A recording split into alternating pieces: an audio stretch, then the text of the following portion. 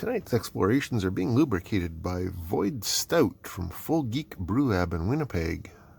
They describe it as having a balanced yet complex flavor, ranging from roast to smoke with notes of chocolate. So today, I'm taking a closer look at this SP201E DMX512 decoder. This is intended to be used with professional lighting equipment, at least on the control side. That's what DMX512 is. It is a professional lighting standard used in the concert industry. And from what I can tell, it's intended to be used with either addressable LED pixel strips, aka WS2812, among others, or 5 channels of just PWM dimming onto just analog regular old LED strips or other LED stuff. The manual that came with it, that's all it is. It's just repeated in Chinese on the back. There's very, very little information about it. It's got the physical connections. It's got a little bit about what the displays mean. There's programming modes, there's speeds, there's channels for DMX512. DMX is an addressable system, and it can address up to 512 channels of lights. So that can do the full 512 of that, I'm assuming.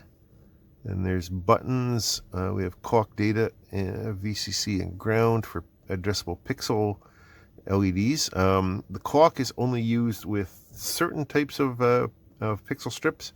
The WS2812 doesn't need it, it just needs the data. And power and ground.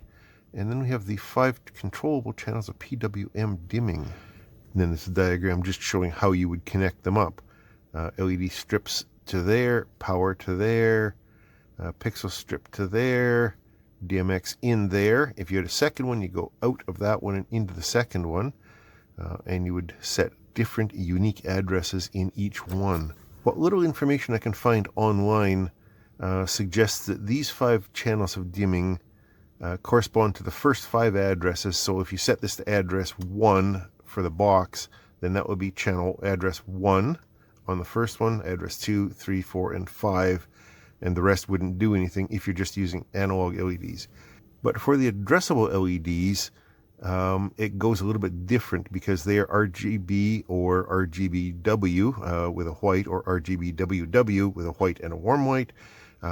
So each color of each LED is a separate address, a separate channel. So if the box was set to a base channel of 1, then the first color of the first LED would be 1, the second color of the first LED would be 2, and so on. So let's assume we do have an RGB strip with 3 channels. If we divide our 512 by 3, that means you can address 170 individual pixels on a strip addressing the 3 colors. But since the most common ones are RGB, and this is a full roll of 5 meters of WS2812, so that's just straight up RGB. So we should be able to get, what did I say, 170, which I think this is about 150 in the roll, so we should be able to address this full 5 meter roll, no problem. But before we connect it up and do that, let's just satisfy my curiosity and see what's inside it, how well it's built, and see if we can figure out how much current we can draw through these PWM channels. Because, of course, the manual doesn't say, and I can't find any reference online anywhere to what that would be. And that seems to be a useful thing. A nice looking little board in there. Nothing too odd. Fairly standard LED. Hey, these are just normal tactile buttons with really long shafts on them. Okay. That looks like our drivers for the PWM, and then we've got a couple of chips in there and whatever Q1 is over here. Take a quick look at some of these chips. This big power guy is an XL Semi XL2596S, which is a buck converter. Okay, that makes sense because this unit can take up to, I think, 24 volts DC in, but it's going to need a lower voltage, like 3.3 or 5 volts, to power the internal logic chips. So that makes sense. Over here by the DMX input and output, we have a Maxim Max 488, which we've seen before. That is an RS488 interface chip. RS488 is the standard that DMX512 is built upon, so that makes sense. Don't even have to look that one up. Then in the middle of the board, what appears to be in the main brain, we have an ST microcontroller 32F03 OF4P6. Yep, as I assume, just an STM 32-bit microcontroller. It wants 3.3 volts, which is why that buck converter exists.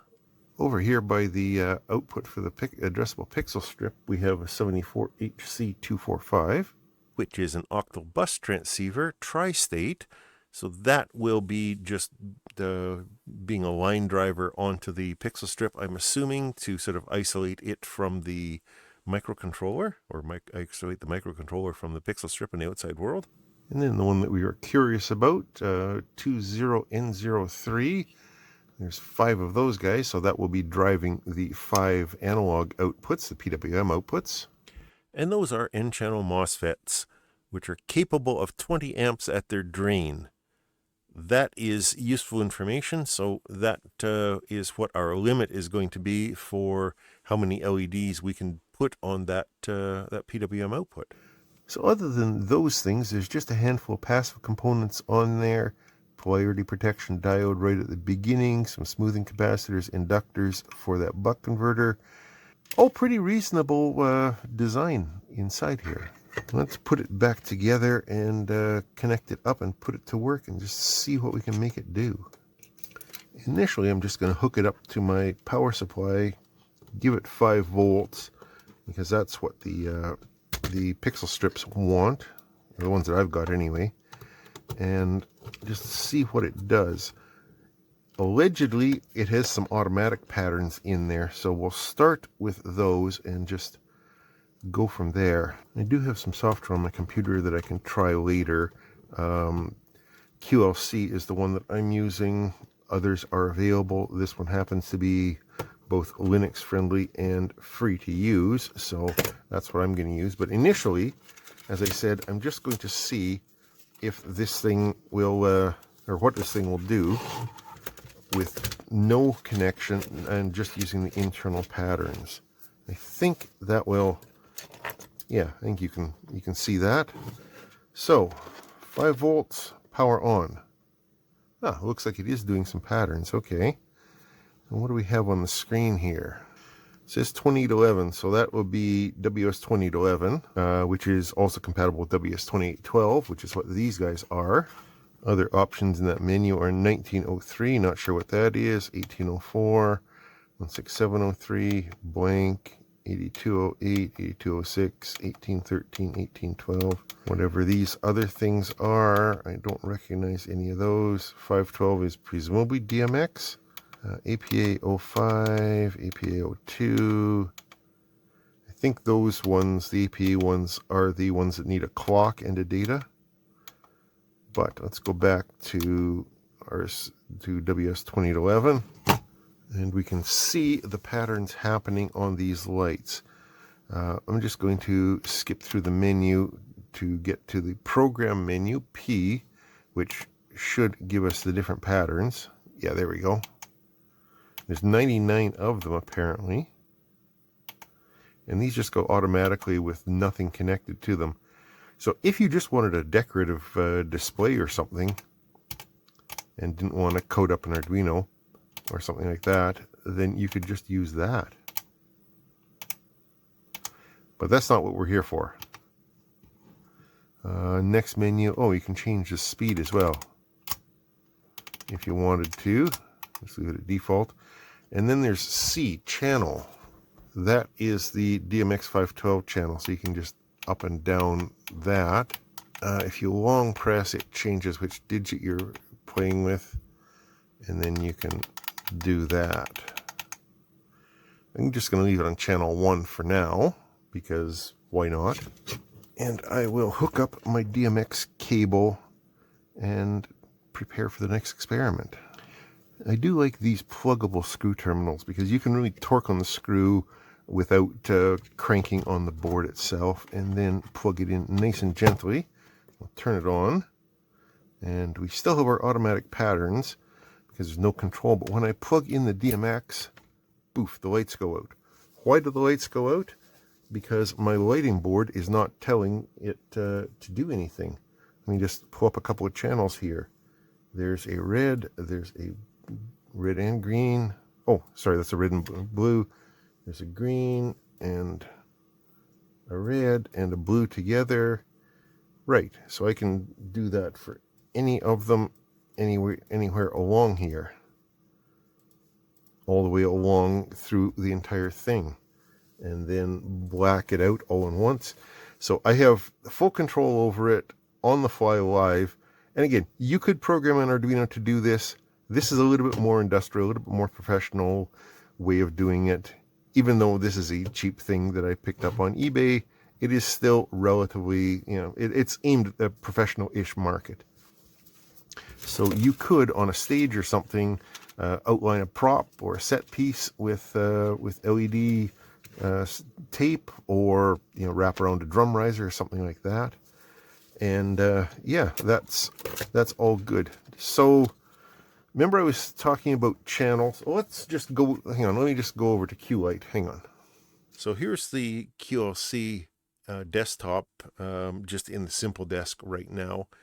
It's laid out kind of like a basic lighting console. You can do a lot more fancy stuff, but this is just super basic. So here is the first 42 channels, and there's 12 banks. You can go all the way up to show, so there's 512. But if you recall, that 512 is, what did I say, 170 actual LEDs times 3. And there's only about 150 on this spool. So if I go back down to 9 or 10 here, and I start lighting these ones up, you can see that they are just kind of near the end of the spool. So we have more channels than this spool will accommodate, which is kind of cool. We can do all kinds of playing with that then. As I said, this is just for, quickly throwing up channels live. This isn't going to be a tutorial on QLC, but there are a lot more things I can do in it, but this is what I'm going to be using to control this thing. Just to belabor that point a little bit, I'm going to put another pixel strip on the end of this one to extend out, but we're not going to go very far. This is one of those fake neon pixel strips, and only the first 10 or dozen or something are going to come on. So we can do that, and you can see though everything is being controlled right through. Just standard pixel strip stuff, really. There, I've just connected it up with this only because I happen to like this. I think it's quite nice stuff. I've just got a sequence programmed from my QLC controller. There's a different sequence. I don't know which one is nicer. I like that one better. So I am just going to add on now, because there is a DMX out. I'm going to add on this other cheap DMX light that I got some time ago, and I'll program this a little bit differently. Right now this is set to channel 1. I'm going to set this thing as channel 1. It uses 8 channels. Then I'll set this to address 9, and the pixel strip will start there. And yeah, we'll go from there. So I have defined up that extra light fixture in QLC. That one right there. So it's on the first 8 addresses, and then the RGB strip is on all the remaining addresses. So 9, 10, and 11 is the RGB of the first pixel. All the way down to 5, 10, 11, and 12 is the RGB of the 168th one, even though this particular strip doesn't have 168 pixels in it. So we'll turn up the master dimmer for that one, and there is my red, there's my green, it's my blue, white if I wanted it, but I don't. Some of the pixels on the strip, you can just see them coming in down here. Let's grab a couple further up, maybe throw in a couple of reds there. You can see them over here, right? But I'm going to black those guys out because I have a chase programmed in this thing for those ones on the virtual console. So I can do this. And this is just for the LED strip. That is what I was using before. Or I can do that, or any of these QLC things. I could have programmed more stuff over here, but I chose not to, so I can just fade out that light and or black everything out. Done. One more thing I want to try. All right, I have 5 just basic 12-volt LED strips hooked up to the 5 channels of PWM here. Got my power supply set to 12 volts. This guy is still connected as well because DMX is just a data signal. That the voltage of this or this shouldn't matter.